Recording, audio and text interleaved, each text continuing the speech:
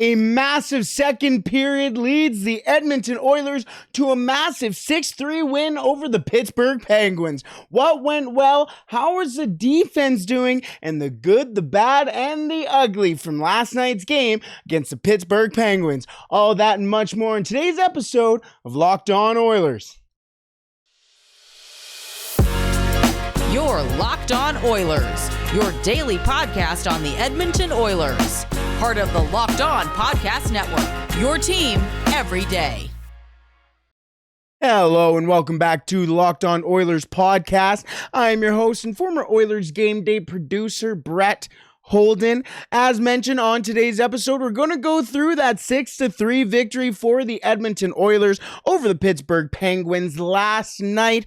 Also on today's episode, we're going to be tearing out the Edmonton Oilers defenseman so far this season over the 6-game homestand. And to wrap it all up, we will go through the good, the bad, and the ugly from last night's game against the Pittsburgh Penguins. Thank you so much for making Locked On Oilers your first listen every day. We are free and available wherever you find your podcast. Let's get into the 6-3 victory for the Oilers last night as a massive second period propels the Oilers over the Penguins despite going down 3-1 in the game. The Oilers did score the first goal, but only a couple minutes later, the Edmonton Oilers gave up the equalizer, and then a minute 45 later, well, the Pittsburgh Penguins took the lead, and felt like the same story. It almost did. And then again in the second period, to start the second period, only 2 minutes into the second period, Brian Rust bounces it off of Jack Campbell, and it looked like, we're right back to square one again for the Oilers. But again, that second period was massive for the Edmonton Oilers. Outshot the Pittsburgh Penguins 26-4. Breaking a franchise record in shots in a single period, and the most shots in a single period. Previously held 24 shots for the Edmonton Oilers. That was the previous record, now 26. It wasn't a great first period. Let's be real. Leon Draisaitl said after the game, and again, the reason why I say it seems like the same story is that the Edmonton Oilers haven't strung together a 60-minute hockey game. It's been 40 minutes at least in each of the Edmonton Oilers games so far. And on top of it, in that first period, yes, this second period was dominated by the Oilers, 26-4 in shots. But the first period, the Edmonton Oilers allowed 19 shots on goal, 19-9 outshot by the Pittsburgh Penguins in that first period.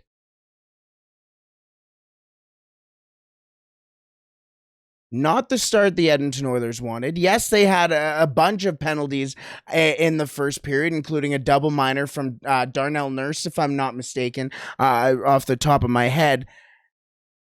That allowed, or didn't allow, I guess would probably be the better term, the Edmonton Oilers to get into a flow. And again, that is the same story that we have gotten over the 6 games so far. Is the Edmonton Oilers, for one reason or another, a goal against in the first 5 minutes, a bunch of penalties, whatever that may be, the Edmonton Oilers have not really been able to get into a flow of game other than maybe the Carolina Hurricanes game, maybe. But still, even that game was a high-scoring game and didn't a power play specialist or a special teams type game as well. Maybe even the St. Louis Blues game too. But still, the Edmonton Oilers were still down in that game early too. So, you know, it's the Edmonton Oilers need to figure out these full games. It's 60 minutes. And the Edmonton Oilers haven't done that so far. 32 saves for Jack Campbell in between the pipes as he faced 35. Again, 19 in that first period, and then a 16 spread out through the second and the third. The big thing for the Edmonton Oilers, I feel, however, were the takeaways. The Edmonton Oilers took the puck away from the Pittsburgh Penguins 20 times last night.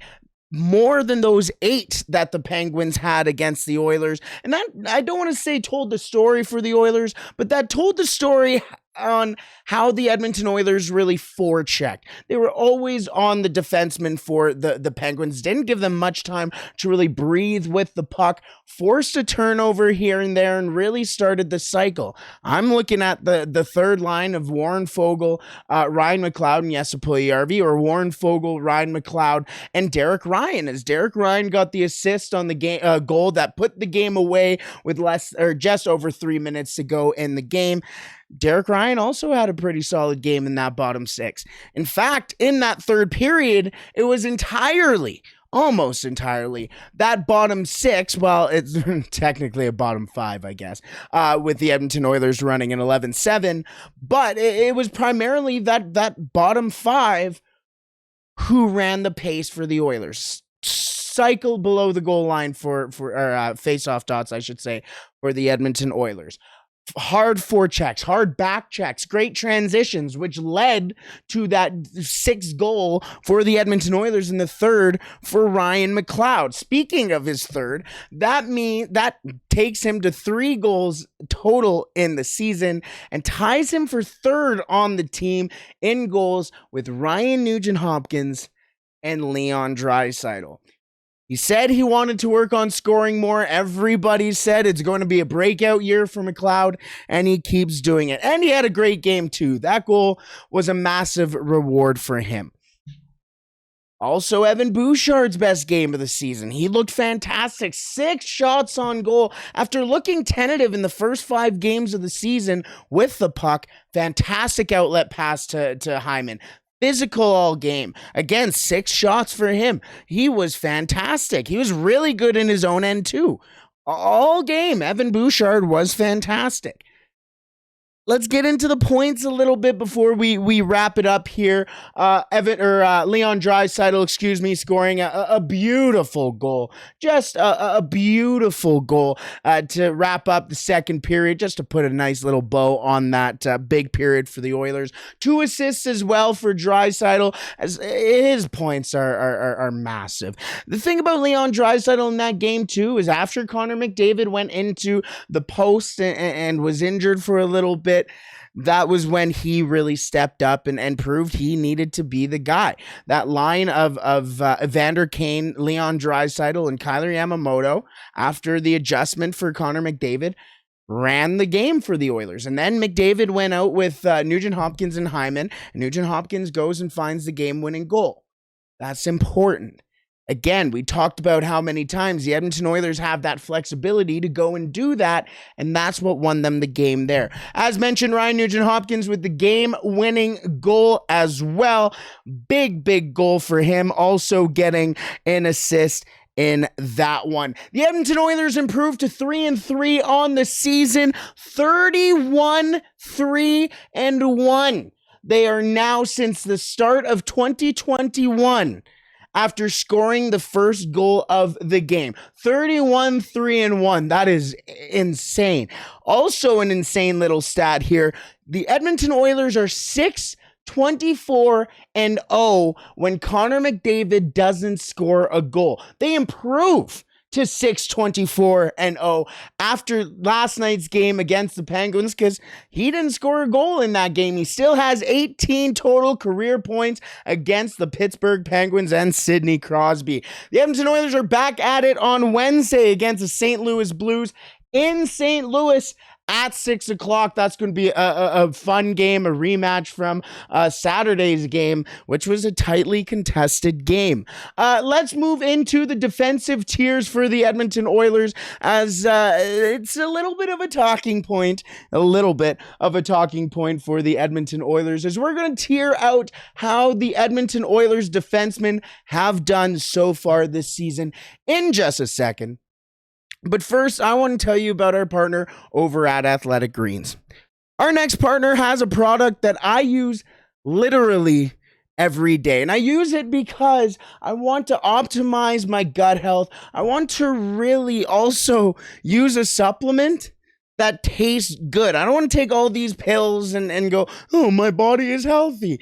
AG1 only needs 1 scoop of AG1 in a glass of water once a day in the morning, whenever you can, really. And it's fantastic. What is this stuff? With 1 delicious scoop of AG1, you're absorbing 75 high-quality vitamins, minerals, whole food source superfoods, probiotics, and adaptogens to help you start your day right.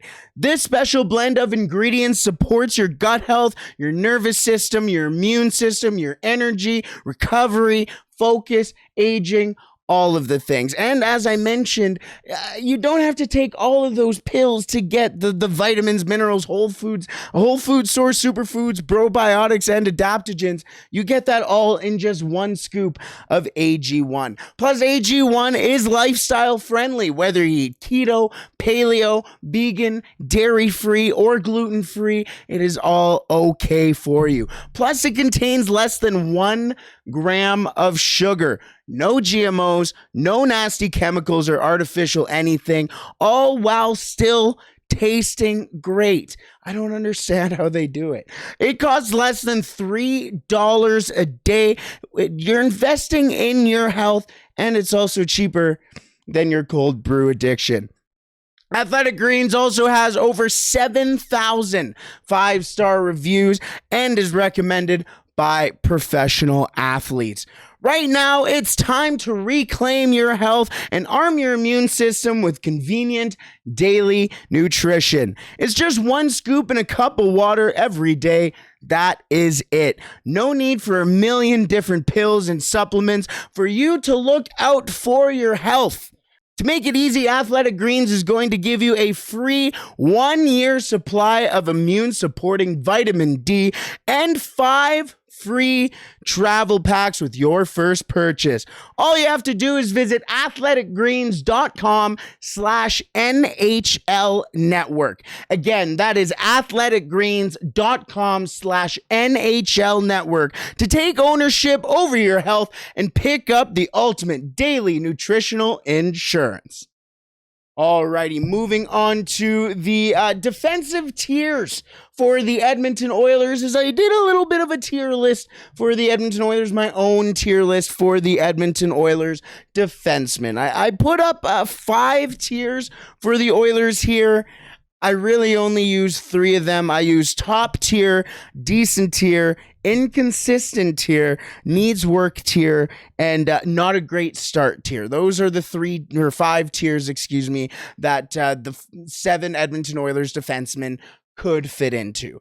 I use the top tier, the inconsistent tier, and not a great start tier. We're going to start with the top tier. We're going to start off positive, and that has been the top pairing for the Edmonton Oilers so far this year, as they have been the most consistent. They jump into plays, they break up plays in their own end. Really great, again, on that transition, but also in the offensive zone as well. And that's Darnell Nurse and Cody Ceci. Cody Ceci, going into last night's game, had the best goals for per 60 minutes at 5-on-5, something we spoke at nauseating length yesterday, but still a very important stat. And he continued that against the Pittsburgh Penguins as well last night. He, again, jumped into plays, jumped into odd man rushes as well, really read the play very well for the Edmonton Oilers and Cody Ceci. And being that type of defenseman while also playing next to Darnell Nurse is a very impressive thing. The Edmonton Oilers have been trying to find the right defensive partner for Darnell Nurse ever since he got into the league, and now they finally have it. A consistent, I said a defensive defenseman about Cody Ceci. I would call him a defensive defenseman. But this season so far, and plus last season, he set a career high in points, and now he's out here just really consistently applying his trade to the offensive side of the game as well. Cody Ceci has really been the perfect fit for Darnell Nurse, and Darnell Nurse, vice versa, has also been a great fit for Cody Ceci.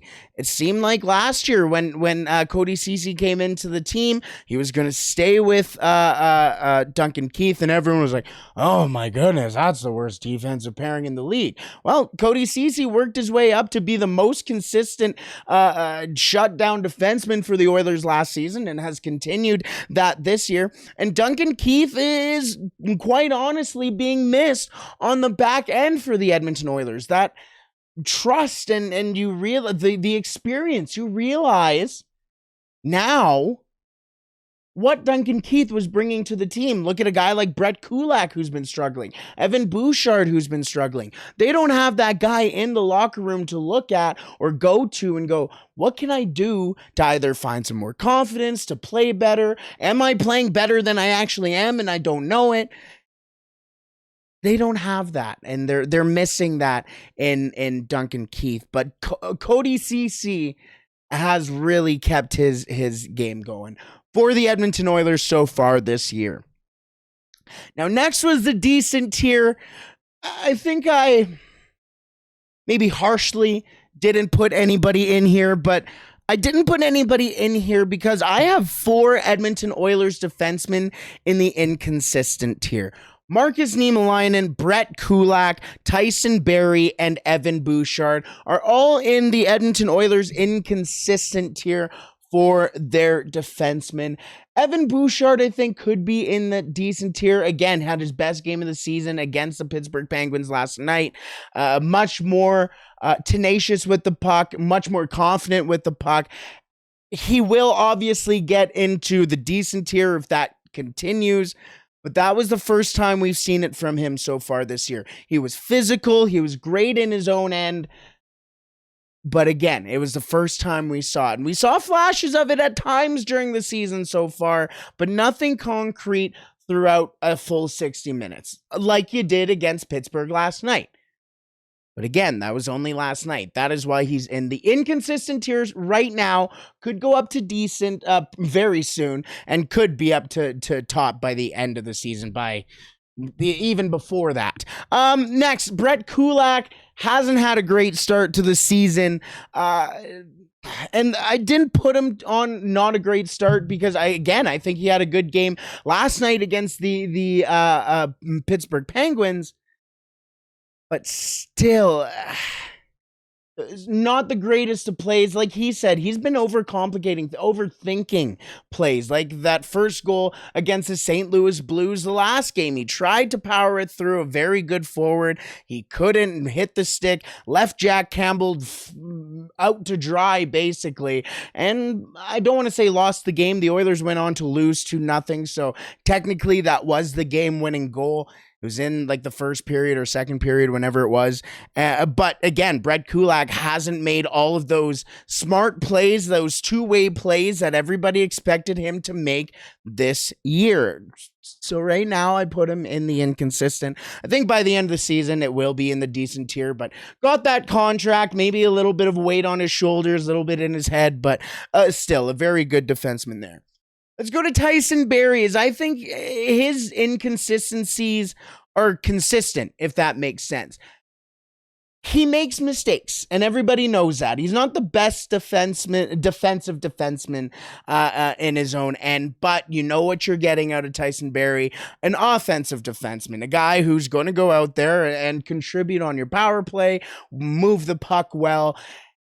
You want to see more of a defensive aspect to his game now that the Edmonton Oilers are looking at that, like they lost guys again, like Duncan Keith, who was a defensive stalwart for the Oilers, a great puck mover as well, but did his best work in the Edmonton Oilers' own end. Tyson Barrie misses a guy like that because sometimes he was paired up with him, let him go out there and do his own thing, and then at the same time feel confident enough to go out there and play well in his own end and shut down plays from the opposition. Haven't seen that from Tyson Barrie so far. I think he's been quite tentative as well with his physicality, with his stick inside his own end, in putting it in shooting lanes and passing lanes. Just want to see more of Tyson Barrie. Sometimes you see him go out there and have a fantastic shift, Then sometimes you see him go out there and he's not doing so. So again, inconsistent here for him. Finally, I put in Marcus Niemelainen. Ever since his call up, he hasn't had a fantastic showing, but he's getting more minutes from Jay Woodcroft, and Jay Woodcroft has said every game since he has come up, he showed something different. He was on the penalty kill last night against the Pittsburgh Penguins for the Edmonton Oilers. He had a great kill by Niemelainen, to be honest with you. He was notably physical, especially in that first period. But again, a couple of mistakes. He's technically a young defenseman. He's in the infancy of his NHL career, at least. So he's still learning that big game or the NHL game in general. I would say in one of the games, I believe it was against the Carolina Hurricanes, he got caught, ended up in the back of the Oilers' net. Don't want to say it was his fault, but he was out of position in the goal because he tried to step up and it got past him. You're going to get that with guys like Marcus Niemelainen, but the thing about Marcus Niemelainen is that he is smart enough. He knows when to throw those hits. He knows how to not get out of position. But sometimes it's still going to happen. You're not going to be perfect. I only have him in inconsistent because he is getting better game by game this season. It's just a matter of when he does just get consistent in those games. He will get up to the decent tier at some point this year, but he just needs to find that, again, consistency. The next tier that I had was needs work. There was too many players who I don't think needed work. They were just inconsistent. Maybe you could make an argument for Niemelainen, even maybe Bouchard.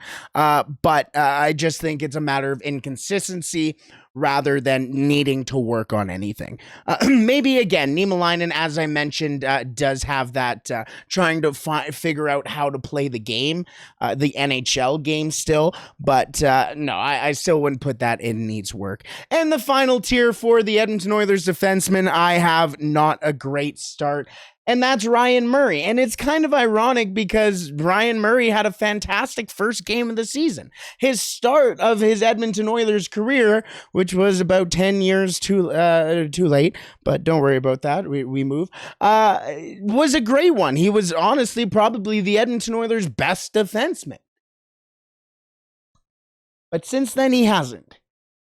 He hasn't had a lot of game time. He hasn't been trusted in a lot of high leverage situations. He has been trusted in situations where, honestly, you need a veteran out there,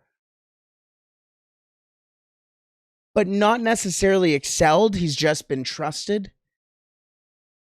No, he does have an assist on the season against the Calgary Flames. But other than that, he just hasn't been great. He's been caught a couple of times. He's been outworked. He's been out of position. I can't remember. I think it was the St. Louis game. It might not have been. But he was just, no, you know what? This was Brett Kulak. Brett Kulak was caught just not catching anybody in front of the net, screening Campbell, and it ended up going into the back of the net. That's Kulak, not Murray. So I apologize for that. But again, Ryan Murray has not been fantastic. Merely invisible sometimes, I could say, too. Not great. So just to recap, the top tier for the Edmonton Oilers defensemen, Darnell Nurse and Cody Ceci. The inconsistent tier for the Oilers, Marcus Niemelainen, Brett Kulak, Tyson Barrie, and Evan Bouchard. And the not a great start tier, Ryan Murray. Maybe we'll revisit that halfway through the season. I just wanted to take a look at the Oilers defensemen after the first 6 games, because the first 6 games were all at home for the Oilers. Big games against big competition too. Great competition, great teams. So that very important, I think, for us to take a look at that, because the Edmonton Oilers defense is really where the games are won and lost so far, or won and lost, excuse me. so far for the Edmonton Oilers. Speaking of wins and losses, the Edmonton Oilers got that win last night against the Pittsburgh Penguins. So we will go through the good, the bad, and the ugly to wrap up our episode today. That will come up in just a second. But first, I just want to thank you for making Locked On Oilers your first listen today. Now for your second listen, make sure you tune in to Game NHL. Every moment, every top performance, every result. Locked On Game to Game covers every game from across the NHL with local analysis that only Locked On experts can deliver. Follow Game to Game on Locked On NHL, available on the Odyssey app, YouTube, and wherever you find your podcast. Alrighty, moving into the good, the bad, and the ugly from last night's game against the Pittsburgh Penguins. And we're going to start off with the good. Leon Draisaitl getting the good mark for last night's game. 1 goal, 2 assists, 3 points. That goal, and it was maybe the best goal this season for the Oilers so far. Maybe I'm missing one, but the nicest goal so far off the top of my head for the Edmonton Oilers, just dancing, dipsy doodling around Brian Dumoulin. That doesn't happen too often either. Dumoulin's a fantastic defenseman, but Leon Draisaitl's an even better player. Also, he contributed 3 takeaways to the Edmonton Oilers' 20 from last night's game. He really drove the bus for the Edmonton Oilers, especially after McDavid went down with that injury. He went up to that first line, technically that 1A line with Vander Kane and Kyler Yamamoto when McDavid went out. McDavid went out with Nugent-Hopkins and Zach Hyman, and really changed the game from there. Leon Draisaitl with the good from last night's game. The bad from last night's game, and that is the number 2. 2-goal deficit for the Edmonton Oilers.